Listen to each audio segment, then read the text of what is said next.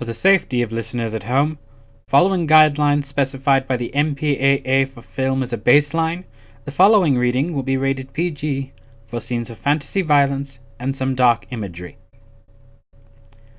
The text read comes from a slightly earlier version of the novel. As such, wording may be different in certain places compared to the final published text. However, the author has endeavored to make sure that the reading and the novel are as close as possible. The Knight and the Unicorn. Chapter 9. The Knight and the Beast. Rosalind felt like she could barely sleep at all that night. She still felt tense despite her prayers and found herself lying awake looking between Tristan and the window. Tristan slept soundly and deeply, which pleased her, as he was not likely focused on Serena, but made it all the worse that she couldn't sleep herself. The bed was suitably comfortable, and she was tired from her preparations. But every few minutes she was rolling or twisting or just simply staring at the ceiling. It was not nervousness that kept her awake. Her disquiet did not come from sweating palms or nervous shakes or even from any sense of panic or dread. Something told her she needed to do this, and she was almost impatient for it. In just a few hours' time, she would send Tristan on his way, then go off into the woods to face the unicorn herself. She wanted to see her, to meet her, to speak with her and find out some things of her own. It was almost unnerving. If her looking out towards the woods and general restlessness was because she wanted to meet the unicorn again, could she have been as affected by Serena as Tristan had? Was there some residual that escaped detection, and now called her back to her own defeat? No. Rosalind reminded herself it was she who had pierced the unicorn the first time, in the midst of her spell over Tristan. It was not she who felt the call towards the woods to be with the enchantress. It was not she who stayed up at night, while thoughts of becoming enthralled slunk into her brain and tempted her to go. She wanted revenge, plain and simple. It wasn't really so simple. Revenge for Tristan most certainly was a part of it. But perhaps there was something she wanted to find out, something she wanted to prove. What Tristan had said about Serena not killing her did bug her, and perhaps there was some deeper motive, or even an explanation that would satisfy the questions. And then she would be able to throw it back in her face by rescuing Tristan. But there was no need to be overconfident. Rosalind had bested her once because she was distracted with Tristan. Tomorrow she would be on her own. It would not do to go into such a thing rashly. She would try to figure out why the unicorn had somehow spared her life. She would demand that she release Tristan. And then she would fight, as quickly as possible, so as not to leave herself exposed for too long. With this in mind, and realizing logically that a night's rest would help her keep her wits, Rosalind finally managed to close the window and sleep. She fell asleep quickly and slept deeply and without disturbance or trouble.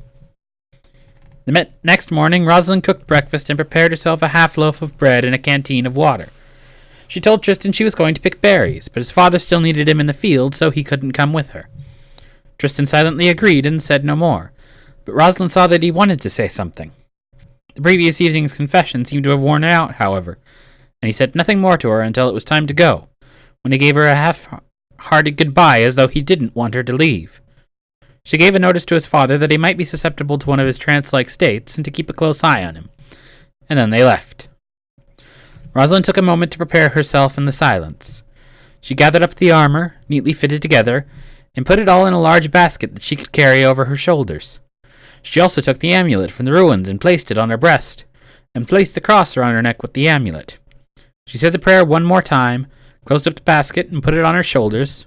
It seemed light, as though enchanted to be easy to carry, and left the apartment, walking down the street toward Elendria's exit in the forests.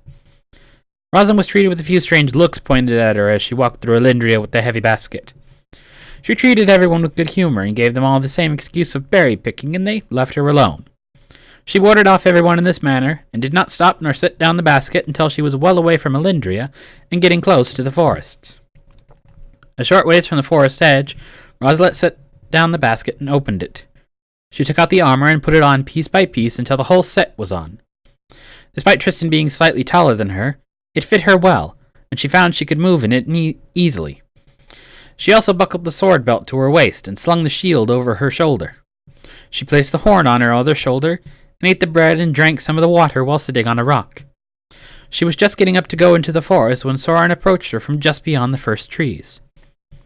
"Come to give me some final advice?" Rosalind asked. "I am here for whatever you need, my lady," Soren replied. "Teach me how to fight. I have never wielded a sword before, and must learn to block as well as to strike the thrower off her guard. I shall teach you what I know, but I can't stay long. I understand you are nervous, but I have faith in you, and we both have things to do." The Dark Unicorn taught Rosalind as much as he knew about swordplay from seeing the other knights come through. He taught her the best grip on the sword handle, the best positioning for her feet, how best to swing the sword without hurting her own arms. Once she was used to the weight, he taught her how to parry and how to block using the large shield, and they held a few sparring matches so she could show what she learned. By midday, Rosalind was worn out, and Soren said there was no more he could teach her. Rosalind stopped and had a drink of water and nibbled on what was left of the loaf, sitting on a rock while Soren looked on. "Where is Tristan?" Soren asked. "At his father's farm," Rosalind replied between nervous bites. Her mouth felt dry, and she had to drink water with it just so it would be moist enough to swallow. "They have him working in the barn, so he won't be tempted so much to leave." "That is good, for there will be much temptation to leave today. She may try to give her own interpretation of the fight to him. I will go and make sure he does not leave the farm, as my presence should stabilize him." "Yes." "Soren, if I need you, would you come help me?" "You have all the help that you need. You have the armor, the amulet, the cross, and the horn. So long as you have those things, you have all that you need. Of course I will come if things seem desperate, but something tells me that will not be so. You place more faith in me than I have in myself. You are deserving of more faith than you give yourself. Do not underestimate your own strength." Rosalind nodded. "Soren, I was wondering if you could answer one more question." "Of course." "Why did Serena keep me alive? Why didn't she kill me if she was just going to use me as bait?" "I know little of how she acts, only that she would have siphoned your power from you if Tristan had failed. That is something you must ask of her, and perhaps with the knowledge you already hold and the items you already have, she may speak the truth." Rosalind nodded and stood up. The loaf finished and the canteen half full, she placed the canteen in the basket and hid them both away just inside the forest edge. "Then, I suppose I am ready, whatever awaits me." Soren gave as much a smile as his horse-like mouth allowed. "You are a brave young woman, braver than many men that have come into these woods. I am not afraid for you or for your quest." "Is bravery always filled with such doubt?" "Doubt is what makes bravery and courage come alive. To continue to believe and persist in the face of doubt is as brave as a man or woman can get, and to prove themselves stronger than that and achieve is more than many can say." Rosalind nodded in understanding. She then walked to Soren and hugged his neck, and Soren gave as much of a hug as he could in return. When they had parted, she could see that Soren was strong, proud, and pleased, and it filled herself with pride. "Good luck, my fair brave lady," Soren said. With that, he turned around and trotted into the woods and out of sight. Rosalind wasted no time. She knew it was a long way into the woods and wanted to get a fair head start on Soren so Tristan wouldn't be waiting too long. She took hold of the cross, mumbled the prayer Friar Jacobs had given her, and entered. She set out once into the woods and started going down the familiar path. Tall birch and oak and pine trees covered the forest in shade, and the warm sunlight cast speckled shadows on the forest floor. Green bushes and rocks covered the wilder areas off a dirt path that wound through the trees. Birds sang, and Rosalind could occasionally hear the sound of small creatures wandering around in the undergrowth. It was not long before the woods became wilder and the path became rockier. Rosalind had to pick her way over the roots and stones in the road, and was careful not to trip. Around her the forest grew eerily silent, and the undergrowth became heavier and darker. The forest felt as hot as summer despite the shade and the early spring breezes. An odd scent hit Rosalind's nose as she ventured deeper. It smelled like a combination of roses and sulphur, and she was both drawn to the sweetness and repulsed by the underlying rottenness of it. The forest grew darker, and the only light was from a patch up ahead. Having heard Tristan's account of his own journey, or what little he would tell her, Rosalind figured the entrance to the meadow was not far off. It seemed almost strange, as it was much quicker than Tristan had described his journey, and she wondered how much control the enchantress had over these woods, and whether or not Tristan's travels were affected by it. As Rosalind emerged into the meadow, she found it was not sunlight that had caused the forest to shine, but that of fire. Serena's form held no surprises. Instead of the beautiful unicorn that had subdued her and greeted Tristan, Rosalind beheld something much more monstrous. The coat was a violent red that seemed like it was dripping blood. The hooves were of the gold of sulphur, and the eyes dark patches that seemed almost black. The mane was red and orange and yellow as though licked with fire. Her teeth had fangs that were visible even when the mouth was closed, and the broken horn had grown back but a little, and now smouldered at the base. She seemed to be waiting for her. As soon as Rosalind stepped into the clearing, Serena turned towards her and trotted a few paces. She approached Rosalind in full arm and drawing her sword, and stopped well out of reach of the blade. "Well, well, well, look who we have here." If it wasn't for the fact that multiple voices seemed to be talking at once, Serena was almost cordial and excited at Rosalind's return. "I was beginning to think you'd never come back. Welcome, welcome." And she even performed a little bow, bending her front knees so that her head almost touched the ground. "I was hoping I would never have to," Rosalind said, guardedly but calmly, "but circumstances led me to otherwise. I cannot say I completely detest meeting you like this, though I'm not happy about it either." Just for safety's sake, she touched the cross pendant and the golden amulet to make sure they were still there, disguising it to the unicorn as a small itch below her neck. "Then let me be the first to apologize." There was an air of almost sweetness in the voice. It was palpably stated, yet hollow in intention. "I'm aware we got off on the wrong foot, but I promise your assumptions of my designs are quite mistaken. And now I wish for nothing more than our friendship. Had our first meeting been a little less questionable, I might have considered that offer at some point. But as it stands, your offer of friendship only proves an obstacle to something much greater." "Here to try and hurt me again?" Serena whined. "Dear Rosalind, I am surprised. You played your part perfectly until you decided to ruin it all for us. But I forgive you for that. Our friendship has to start somewhere, and so let me make it up to you." As the unicorn made no moves toward her, Rosalind stayed on her guard and prepared both the sword and shield. She was fully expecting the demonic unicorn to attack her when she proudly raised her head, but instead she started to sing. "O joy, sweet Rosalind, sweet daughter of mine, come now to me, let us leave the world behind. Your dreams shall awake, your fantasies enchant, your wants and your needs, everything I shall grant." Her voice to Rosalind was like the scraping of metal against metal, a grating sound that made Rosalind nearly cover her ears. Instead of the beautiful siren-like quality of her earlier songs, this one sounded almost beastly, the tune disfigured and thrown into discord by three voices singing at different tunes and different paces. There was no harmony to the voices, and it was almost like they were actively combating each other. And when the song died away, it did so on an abrupt note that was almost as shattering as the noise that came before. Serena eyed Rosalind curiously. "Very strange," she mused. "The last time I sang for you, you were much more appreciative." It was time for Rosalind to play her first ace. She carefully took the cross pendant off her neck and showed it to the unicorn. The effect was immediate. Serena whinnied, reared up, and walked away a few paces as though she did not dare come near it. The fiery mane licked higher and the air grew hotter, and there was a wild look in her eyes whenever they fell on the pendant. "Once long ago I might have appreciated it, but now I've got a song of my own." And she prayed the prayer that Friar Jacobs had given her. "O heavens, grant me strength for the task now ahead. Give me courage to fight what I fear and dread. May these dark lies repeal, true intentions reveal. Guide my heart and my head and my feet where they tread." This only served to drive the unicorn wilder, and she began bucking around the clearing. Yet she still decidedly kept away from Rosalind while the pendant was still visible. Rosalind took the pendant and placed it around her neck again so that it rested with the other one, and only then did Serena calm down and approach her as she did before.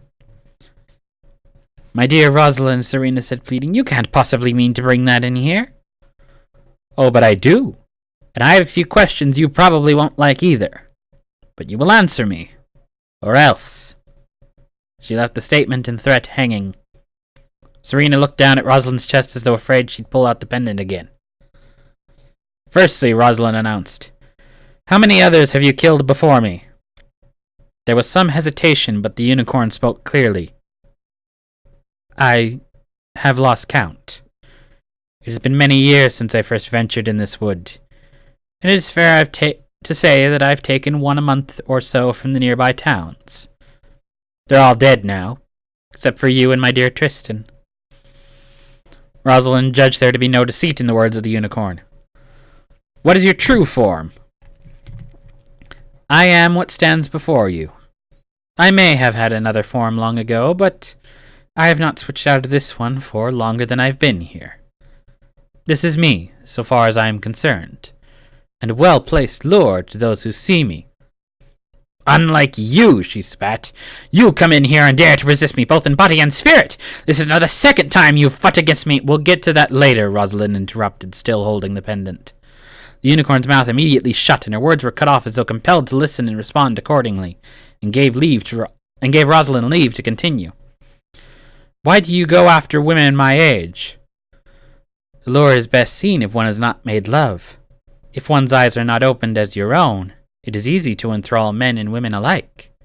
A fey creature known for its beauty and grace and poise has considerable command over the weak-minded beings who don't know the truth. The youthfulness also means there is much to be drawn. Your strength becomes mine, as does your prospective vitality. The rage came through once more. How you managed to divine my true intentions before I even had a chance to reveal myself in the flesh has confounded me every step of the way. You stupid, silly, conniving woman, not even of age, shouldn't have had the chance to— We're still not there yet, Rosalind interrupted once again, and the unicorn was immediately cut off. Perhaps you could use your powers for good. Why not? Why does anyone rob or murder? It's because it suits their own whims and impulses. They are not restrained by such things as morals. I have been this way for much, much longer, and I have no intention of having that changed. Besides, Serena added, opening her mouth to reveal sharp teeth in mockery of a grin, it's much more fun this way.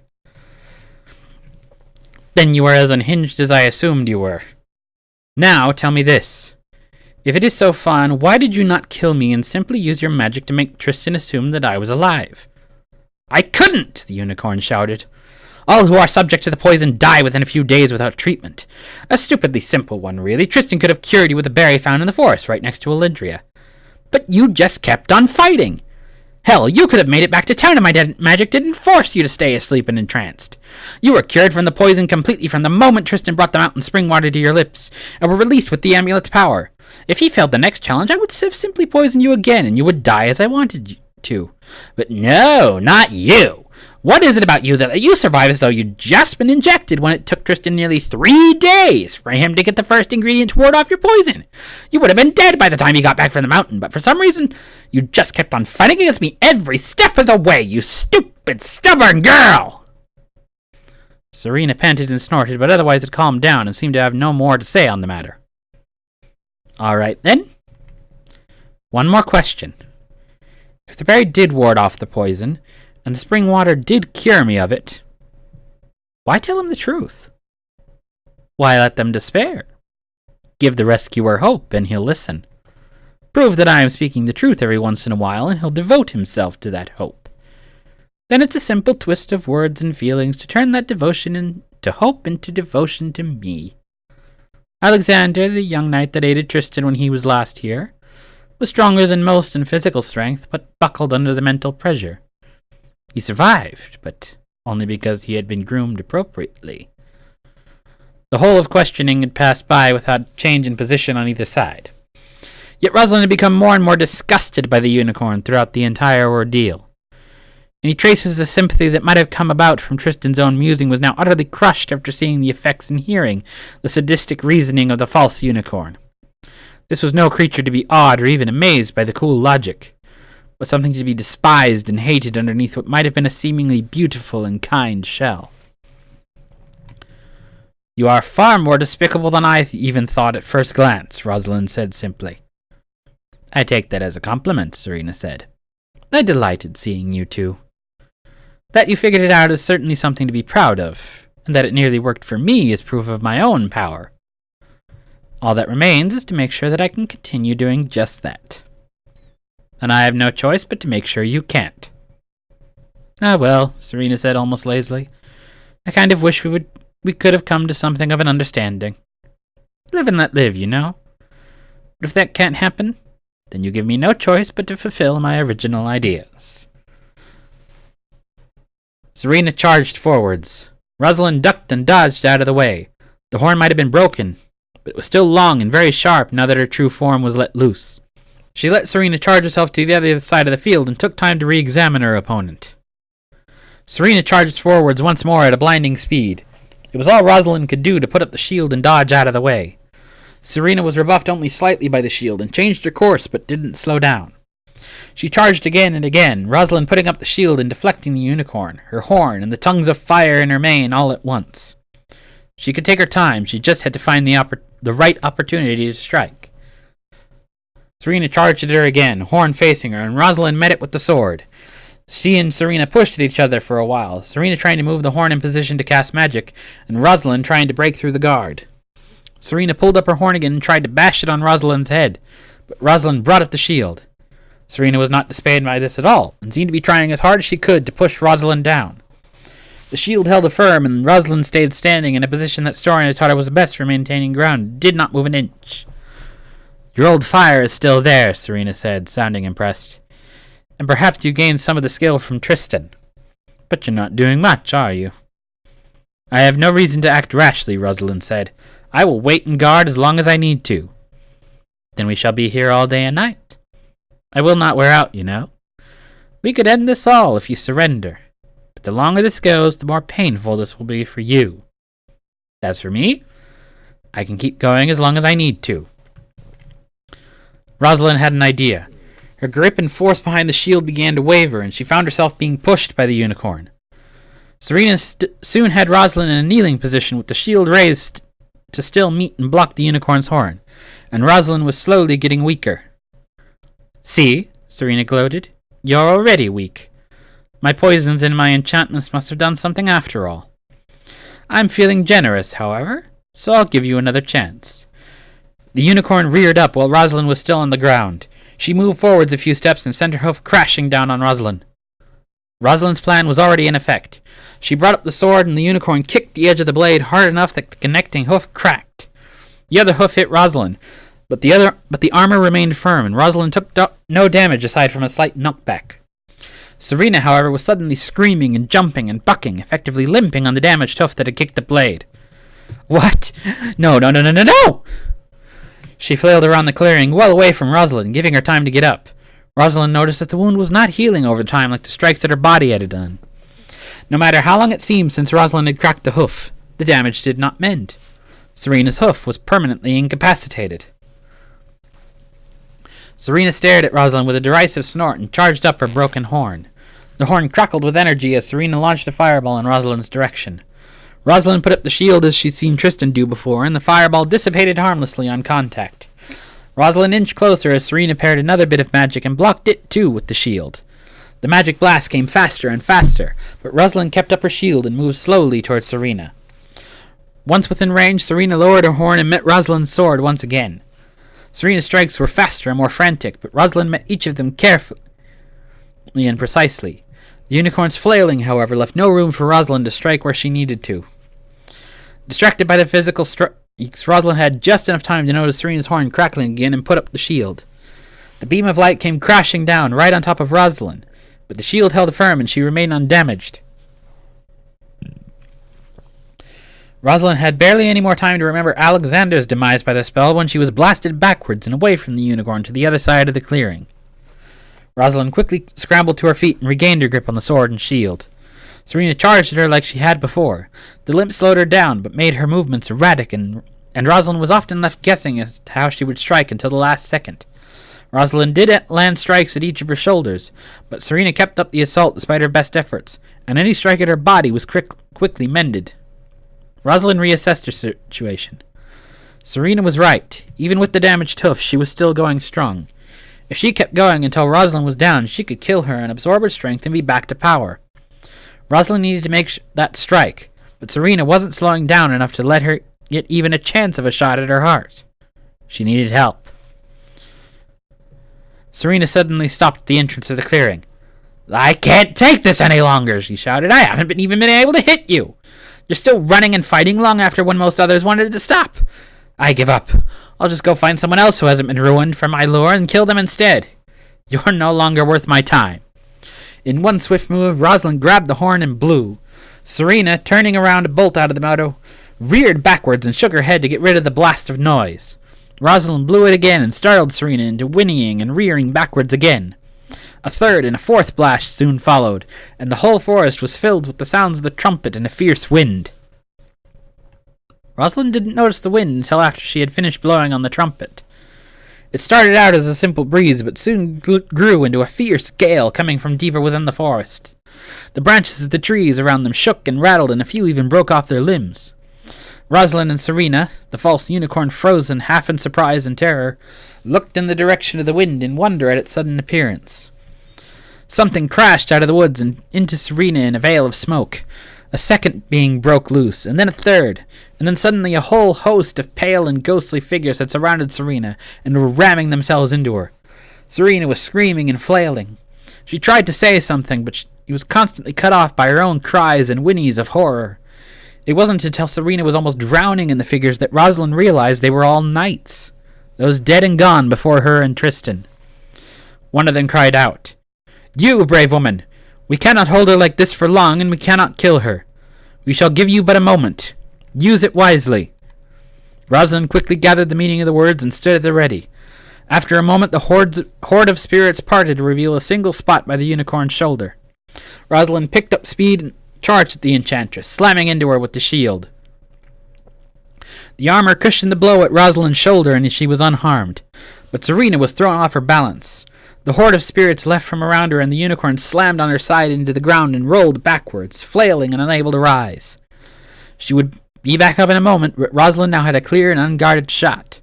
Taking the sword in both hands, Rosalind drew back and plunged the sword straight between the flailing hooves and right into Serena's heart. There was a gasp of air, and the cries came to a sudden halt, and the unicorn flopped over on the ground and lay still. Rosalind held the blade in the unicorn's chest for a long time, panting. Only when she was sure that the unicorn had stopped moving entirely did she pull it out from the beast. As soon as she pulled it out, the fires of her mane died, and the smell of sulphur was cleared from Rosalind's nostrils. The unicorn immediately broke down into dust, and the wind returned. The dust was scattered into the winds until not a single particle was left behind nor paired with another. Serena, the unicorn enchantress, was dead. There was nothing else left to do, but Rosalind was not quite pleased. She did not shout for joy, or whoop, or jump about. She simply quietly left the clearing by the path she had entered, and walked back into the forests, returning for Elendria. How strange it was that she was walking this path for a second time, and traversing it for the fourth time alive. All who had entered this wood had died except for she and Tristan, and only she had gone twice and returned to tell the tale. And the things she had accomplished. Even a week ago, had she been told of what she was to do, she would not have believed it herself. Her duties and experiences within that wood she decided to remain secret. She was not proud of having to kill something like that, but it needed to be done. It had been engineered that way by the unicorn herself, using herself and Tristan as the bait for the other to come. She had deigned to ruin them, and used every tactic she knew to purposefully torture them and prey on them. Everything else was to be handled by the authorities. The woods themselves seemed lighter, as though thanking her in her path back to Elendria had no obstacles. Rosalind thought she caught a sight of Soren smiling proudly and stopped, but the vision was gone before she could get a closer look, and so she continued on home. She emerged from the woods and found it to be almost evening, a soft orange and gold and pink light awaiting her. She was reminded momentarily of Serena, but unlike the truly harmful nature of the unicorn, there was nothing harmful about the beautiful sunset. Yes, it was beautiful, and all the more so that she should be troubled by the enchantress no more. Rosalind stopped at the edge of the woods and found her basket exactly where she had left it. She took off her armor and weapons and the amulet she had worn and placed them all back in the basket. She grabbed the basket and slung it over her shoulders and examined herself. There was not a single wound on her body, nothing to make others suspect where she had gone and what she had done. Rosalind returned to Elindria to find the evening market slowly beginning to start up. Music was playing, and people were emerging out into the streets and looking at the vendors setting up their wares. Did they know they were free from the Enchantress's tyranny and reign of fear over them? Or did they simply sense a new lightness in the air? Rosalind met many people on her way home, and they greeted her like normal. Or rather, like they might have done before the tragedies occurred. Already the town itself was healing. There was one more thing left to check. Rosalind quickly made her way back to her apartment building and walked up the stairs. She went to the door to find it open, and Tristan's father, who was apparently about to start looking for her, standing in the doorway. There must have been something in Rosalind's face, as he said not a word to her and simply moved her out of her way as she entered the apartment. Rosalind set the basket with the armor down by the door and walked over to the open door to the bedroom. Tristan was sitting on the bed staring almost vacantly down at the floor, but looked up as he heard her footsteps approach. As she walked towards him, he stood up and looked at her. There was a moment where his eyes glazed over, but then it left him entirely, and he threw his arms around Rosalind and held her tightly to him. "Rosalind," he exclaimed, "you're back! You're alive! I missed you! I missed you so much!" And he began to cry into her shoulder. Rosalind hugged him back and felt tears beginning to roll down her own cheeks. "I missed you too, Tristan." As Tristan pulled her in for a kiss, Rosalind could tell that the curse of the Enchantress was truly gone. In that kiss there was all the warmth and passion and tenderness of their first kiss, and all the love that they had for each other was plain on their faces. They stared into each other's eyes and drank in the other's vision, and neither wanted to be parted from the other ever again. Here ends Chapter 9. Next week, The Knight and the Unicorn, Chapter 10, the finale.